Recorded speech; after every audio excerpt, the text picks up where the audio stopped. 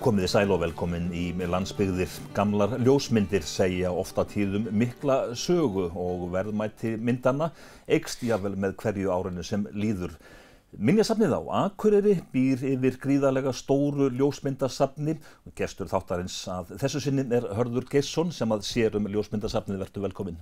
Takk fyrir. Ljósmyndirnar ykkar, ertu búin að telja?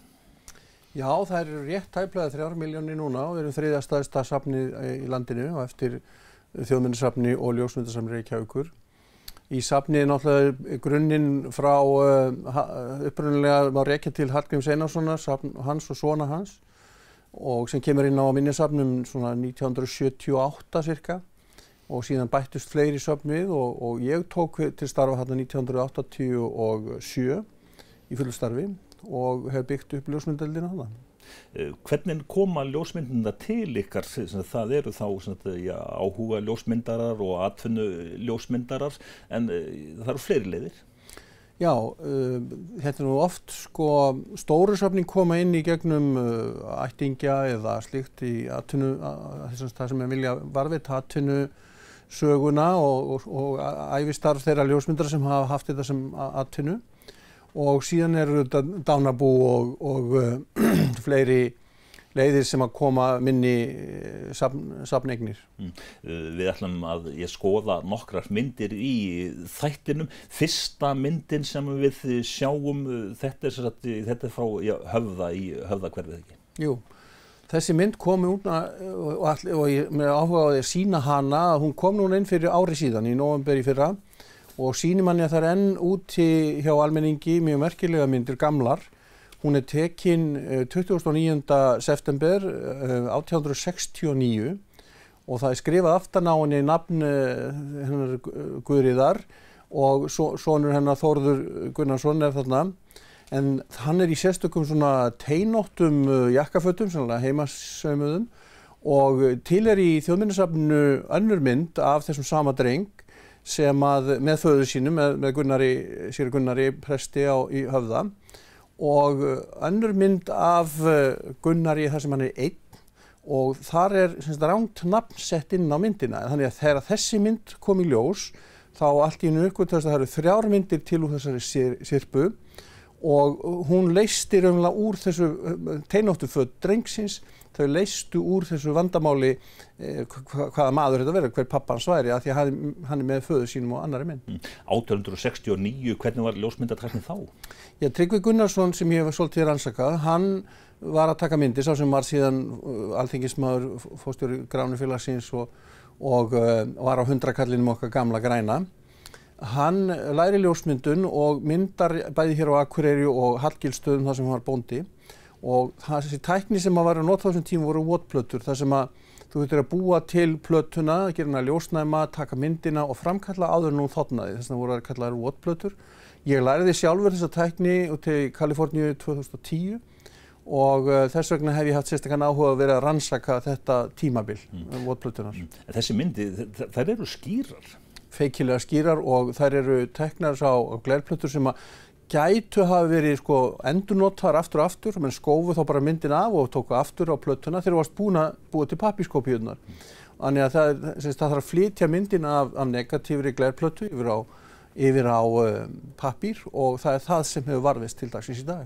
Við höldum áfram að skoða myndir, þessi mynd sem við sjáum núna, ég kannast nú eitthvað við þetta umhverfi, þetta er upp á Súlum. Já. Í Eyjafirði. Þarna eru norðurljósa leiðangursmenn sem komu hingað til Akureyri til að rannsaka norðurljós. Þeir komu 1899 og eru fram til 1900 yfir aldamótin. Og þeir fengu með sér Akureyringa, þau systkinin Axel Sjutt og Önnu Sjutt og Maríu Steffensen til að fara með upp á Súlu, Tind og fagna með kampavínsflösku vel hefnuðum leiðangri. Þessi leiðangur hafði með sér alls konar búnað, til dæmis höfðu þeir með sér geislavirk tæki sem voru komin allavega frá Marie Curie í París sem voru bara fremsta tækni á þeim tíma í rannsóknum á norðurljósum og á alls konar geislafræði. Það sem kannski merkilegast kom út úr þessum leiðangri í dag, það eru máluverk Harald Moltke, hann þarna á myndinni. Við höfum haldið sýningu á þessum myndum og fórum fyrir nokkrum árum síðan í svona hefðargöngu í ullarfötum eða fötum frá þessum tíma, gengum upp á súlur upp úr þokunni og í glampandi kvöldsól í yndislegu veðri. En þetta ætlaði alveg að drepa mig þessi ferð vegna þess að, ekki vegna þess að ég væri bara í svo lélegu formi, heldur að ullarfötin heldur svo miklum hita á manni. Það hefði að drekka mikið af vatni því að nútíma flís og fjallgöngu föt þau lofta betur heldur en þessi gömlu. Einmitt þegar maður rýnir í myndina, það nú ekki, fjallgöngu skóldnir, þeim nú ekki fyrir að fara þarna. Nei, og merkilegt að sjá á myndinni að Axel Schütt sem var náttúrulega bakari og ekkert fátækur, hann með ullarsokka utan yfir dönsku fjallaskóna sína, sennilega til þess að renna minna í snjónum og hálku á leiðinu upp. En sko hvernig konurnar hafa komist upp í þessum pilsum, það hefði bara afrek að klofa snjóin í þessum skósíðu pilsum. Einhvern tímann heyrði ég sögu að þessi mynd eða þessi leiðangur, hann tengist Sálarannsóknarfélaginu. Já, fyrir nokkuð mörgum árum síðan komu félagar úr Sálarannsóknarfélaginu inn á skrifstofu hjá mér og fóru að tala Maríu Steffensen, hún hefði komið fram á miðilsfundi og rætt til dæmis lýstu þessari ljósmynd sem engin þeirra sem þarna hafði séð áður. Og ég mundi þá strax eftir myndinni og kemst þá að því að María á myndinni. Ég vissi ekki að hún fyrirfram hefði verið þar og hún var nú að biðja að ég lagaði eitthvað leiði sitt í kirkjugarðinum og það var gert. Við höldum áfram í næsta myndi, þetta svona líka vetrarmynd, Frostaveturinn 1918 líklega eða hvað? Já, þegar að menn skoða Frostaveturinn, og það var nú einmitt að því það var 100 ár síðan núna í fyrra, þá fórum menn að velta fyrir sér hvað væri til að myndum hér á Akureyri og við vissum ekki neina mynd, nema þessa. Og hún tekin af Arthur Gugg. Ástæðan fyrir því að við getum haldið fram að þetta sé tekið af Frostaveturinn hversu óskaplegt íshröngl niður af Oddeyrartanga. Þar mikill straumur og það leggur sjaldan ís og hvað þá að hann brotni svona upp eins og þarna á þessari ljósmynd. Arthur var trúboði hér á Akureyri og myndaði mikið fyrir sitt trúboð til þess að afla peninga sérstaklega í Bretlandi fyrir rekstri trúboðastöðvarinnar hér á Akureyri.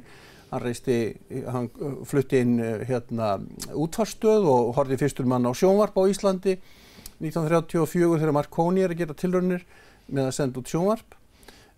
Hans myndir eru allt öðruvísi heldur en allar myndir aðrar sem við erum með vegna þess að hann hefur annan tilgang með myndatökunum.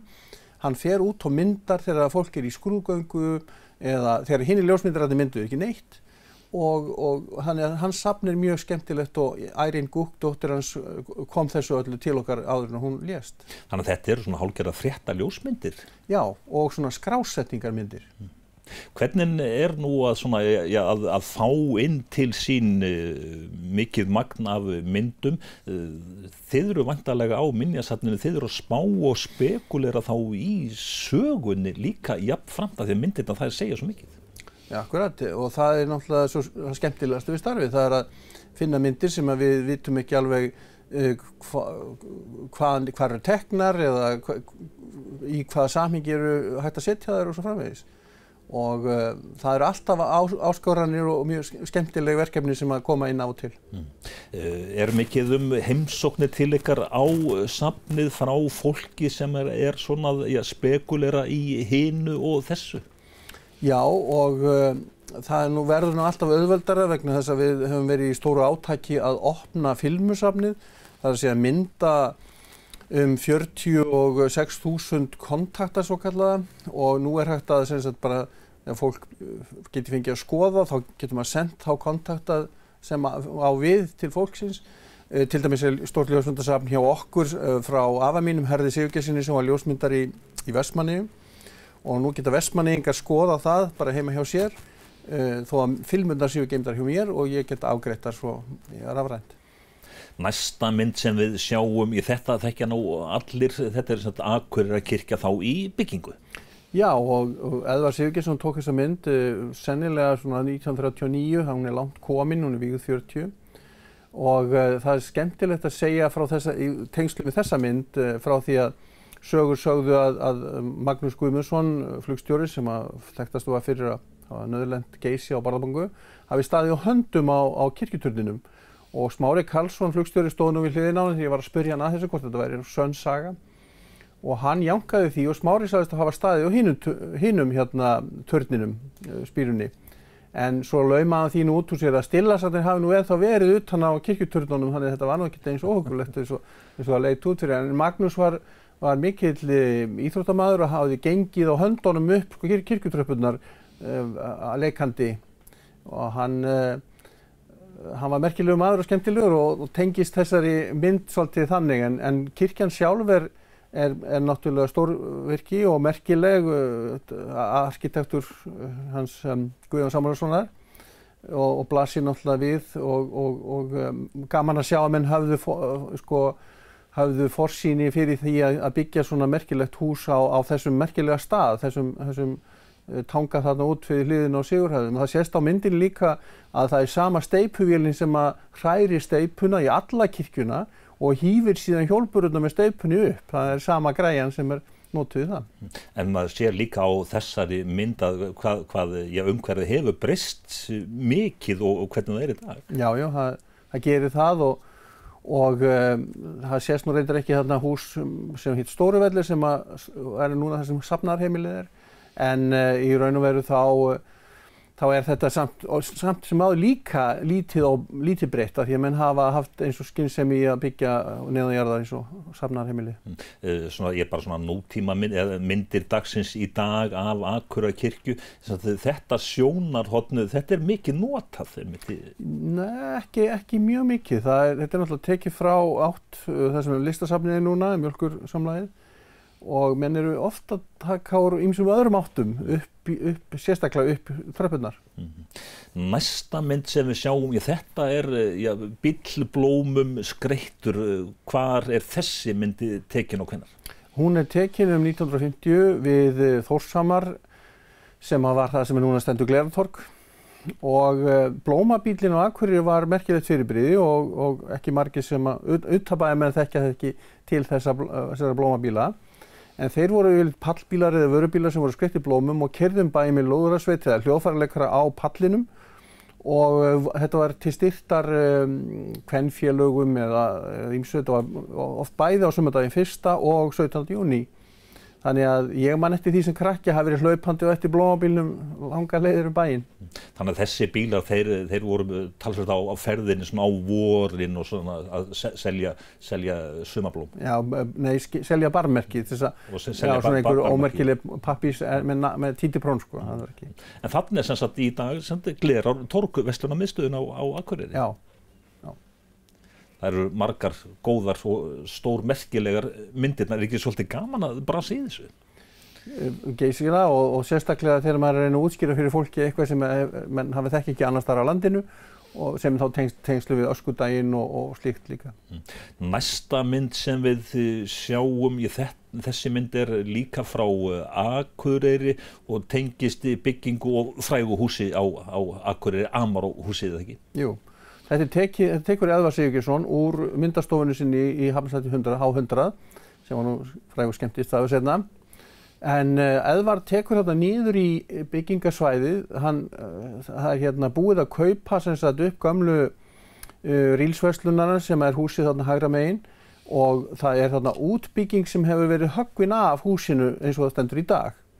En í bakgrunni, inn í grunninu sjáum við að upp á Gilsbakkaveginum er loftpressa sem að slöngur liggja niður til 2 manna með lofthamra og síðan jarðýta sem ýtir þessu losuðu móhellu fram að brúninni og víraskófla og vörubílar þar fyrir neðan.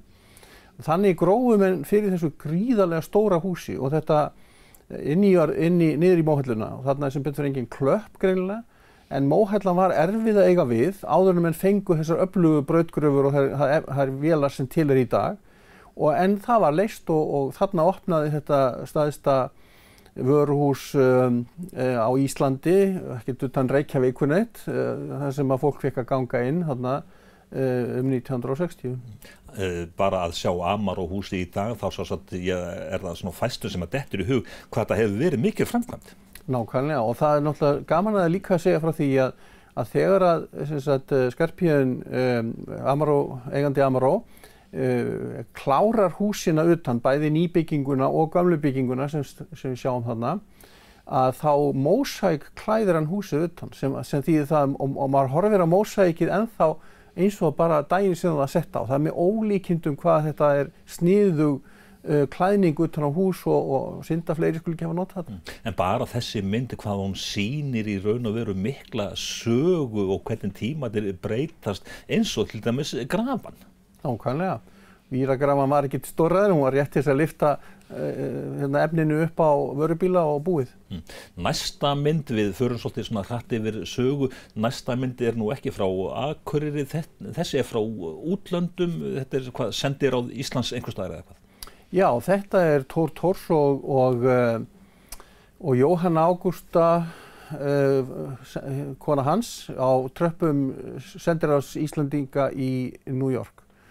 Gísli Ólafsson tók þessa mynd, alltaf kallaði lögreglustjóri, þó hann var nú bara yfirlögregluþjónn. Hann og Árni Bjarnason fóru mjög merkileg ferðalög árin 1959 og 60, þvert yfir Bandaríkin og Kanada í leita ljósmyndum af Vestur-Íslendingum og skrifuðu síðan og komu í kjölfarið bækurnar Vestur-Íslendinga, mörg bindi. En þessi mynd af hjónunum þarna á tröppunum er ákaflega skemmtileg því að til dæmis skónir þeir eru samstæðir, þeir eru svona í sama stíl og gaman að sjá þarna sendiráð Íslands á íslensku skrifað utan á og skjaldarmerki utan á bygginguna. Þessi mynd er tekin þarna sem sagt rétt fyrir 60 og Thors hann deyr þarna bara nokkrum árum seinna, 65. Þannig að það er mjög gaman að Gísli skuli hafa fengið þau til þess að stilla sér upp út á tröppum. Þetta náttúrulega er hann búinn að standa í því að vera einn af stofnaðilum Sameinuðu þjóðanna og fulltrúi Íslands í öllu því ferli. En hvernig gekk Gísla að ná í gamlar myndir í þessari fræknu för? Feikilega vel, og það myndasafn er hjá okkur á minjasafninu, bæði það sem hann ljósmyndaði sjálfur af fólki og það sem hann fékk að taka eftirtökur eftir. Höldum áfram, næsta mynd er frá Akureyri og tengist þá ferðalögum líka eins og Bandaríkin. Þetta er sem sagt, tengist þá flugsögunni, getum við sagt? Já, þetta er mynd sem er tekin sumarið 1967 og er tekin í tilefni þess að fyrsta þota Íslendinga, Boeing 727, kom til Akureyrar og það var þannig háttað þá á Akureyri að flugbrautin var malbikuð en ekki rampurinn heim af flugstöðinni. Þannig að Jóhannes Snorrason, yfirflugstjóri flugfélagsins og sá sem flaug þotunni til Íslands, hann drap á mótorunum út á flugbraut og þetta draga hana þarna á planið þar sem hún stóð. En á myndinni sést einnig Eðvarð Sigurgeirsson við að taka kvikmyndir með þrífótinn sinn þarna. Hann er þarna til vinstri á myndinni. Og ég er sjálfur þarna í þessum hópi, pabbi minn hann fór með mig þarna og við gengum inn að aftan, það var þannig að það var sko dyr, svona hurðhleri sem gekk niður á milli mótorna aftast í vélinni og við gengum inn að aftan, það var mikil þvaga og svo inn í miðri vél fékkstu svona barmerki í því með þessari útlínu, þessara véla, lítið svona 3-4 cm barmerki sem þú hengdir í jakka og labbaðir út framan. Og þetta finnst mér alltaf síðan vera fallegasta flugvél í heimi eftir að hafa fengið að ganga þarna í gegn 7 ára gamall. Var þá bæjarbúum boðið að koma og skoða? Þarna er mannmergð. Já, sko bæjarinn fór á hvolf þegar þetta gerðist. Drottningabrautin er ekki komin og þessi bílastappan var menn gengur nánast úr miðbænum út á flugvöll því það var hvergi hægt að koma bílum fyrir. Og það fóru allir, annarkvort fóru menn og sátu í bílunum og horfðu á það þarna frá Galtalæk eða á leiðinni flesti stigu út úr bílunum og löbbuðu inn á flugvallarsvæðið en það voru allir með, það voru teknar kvikmyndir og ljósmyndir alveg hægri vinstri.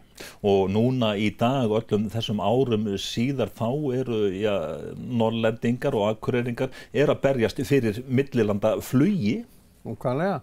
Og það er nú bara, það eru svo hljóðlátar vélarnar í dag miðað við þessa. hún sko gerði það að verkum að það skulfu rúður í öllum innbænum sko þegar hún fór í loftið og nú eru komnar miklu fljóðrættari vélar og kraftmeiri. Næsta mynd, já, þennan þekkjum við nú Bjarni Benediktsson. Já, þetta nú örugglega frægasta manneskja á plánetinu sem Bjarni að tala við, Neil Armstrong. Þetta tekið í tilefni þess að tunglfarið sem steig fyrstur á tunglið. Hann kom hér 1967, ef ég man rétt, til þess að ásamt fleiri geimförum og fulltrúum frá NASA til þess að kenna þeim að umgangast jarðfræði og Sigurður Þórarinsson og fleiri komu að því að sýna þeim hvernig þeir hvaða væri sem þeir væru að horfa á. Og Neil Armstrong eða einhver þeirra sagði seinna meira að þessi ferð til Íslands hefði hjálpað þeim að því þeir voru flugvirkjar eða þeir voru flugmenn eða verkfræðingar og vissu ekki mikið jarðfræði, en þetta hjálpaði þeim mikið að gera sér grein fyrir hvaða væri sem þeir sæju á tunglinu. Og Bjarni kom þarna í örstutta stund með flugvél frá Reykjavík. Þetta eiginlega tekið í því tilefni að þeir eru að fara tilbaka, þeir eru búnir og Sverrir Pálsson, skólastjóri hér á Akureyri, var fréttaritari í Morgunblaðsins og tók þessa mynd og aðra mynd sem kom svo í Morgunblaðinu, þar sem Neil Armstrong stendur á bökkum Laxár og það gaman að sjá að hann tók 2 ramma af Neil og hann hafði sko svona nef fyrir því að þefa upp að þessi maður væri merkilegri en allir hinir og það vissi enginn á þessum tíma hver því sá sem stigi fyrstur á tunglið og það er merkilegt að viðtalið sem kemur í Morgunblaðinu við Neil Armstrong sem síðan verður svo frægasti. Þarna Bjarni, hann bara á blankskónum þetta sko? Já, og með bindi og jakkafutan og svona smá kalt þarna greinilega en stjórnmálumenn hafa nú látið sig hafa það að vera léttklæddir. En þetta skemmtileg mynd og sögufræg. Já. Næsta mynd sem við sjáum, hún sem þarna eru guttar á Akureyri, þeir eru bara að teika þarna eins og það. Já, þetta að hanga aftan í bílu eða teika eins og það var alltaf kallað hér. Þetta tók Gunnlaugur P. Kristinsson, þessi mynd er geysilega skemmtileg vegna þess að það hafa ekkert fundist nánast neina myndir af þessum verknaði. Það var náttúrulega alveg stranglega bannað. Og Gunnlaugur hefur lent í einhverju vandræði með þessa mynd því hann hefur klippt hana í miðjunni og svo límt hana saman eftir á brúnunum.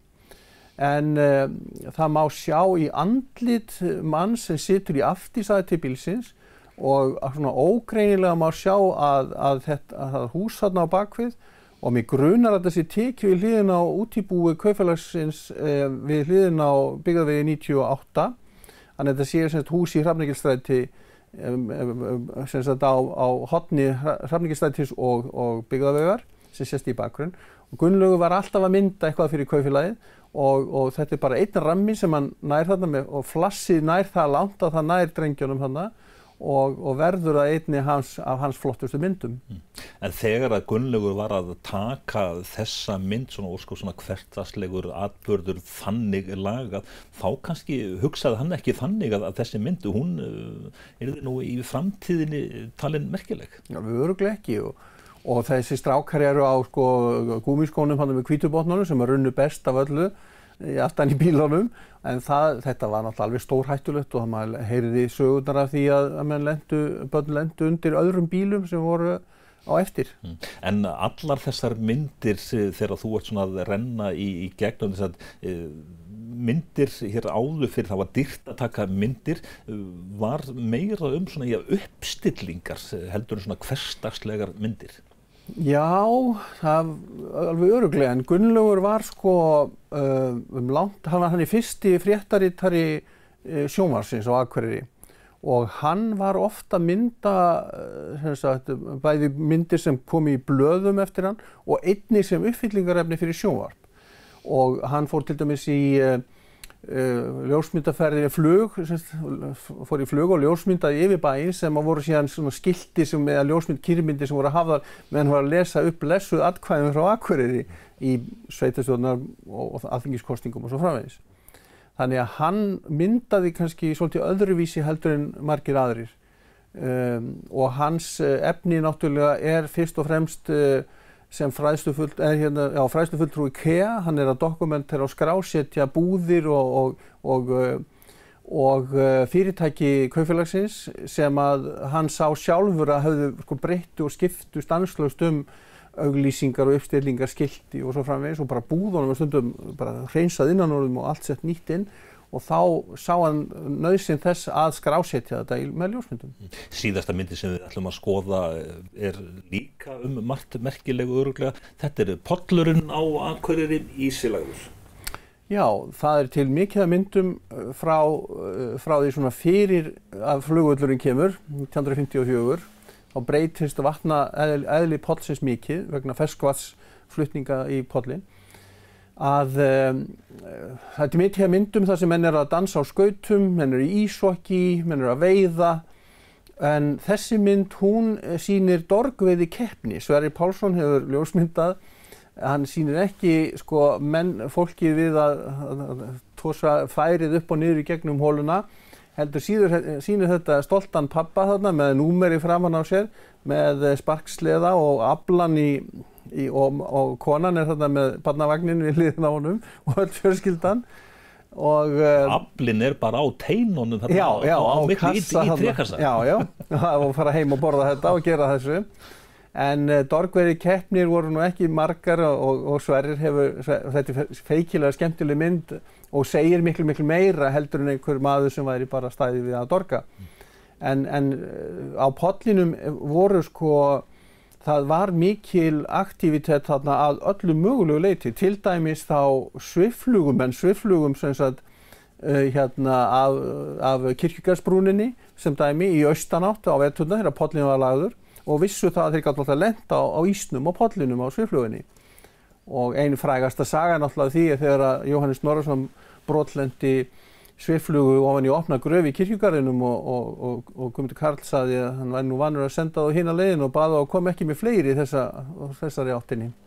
Hörður, 3 milljónir mynda sem að eru í safninu ykkar alltaf að bætast við sem sagt. Já.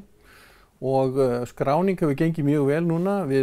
Stærsta safni sem við höfum verið að vinna úr núna er frá Ásgrími Ágústssyni, Norðurmyndasafni. Það nú nýlega búið að skrá, lykla inn öll nöfnin á öllum sem hafa komið þangað í tökur.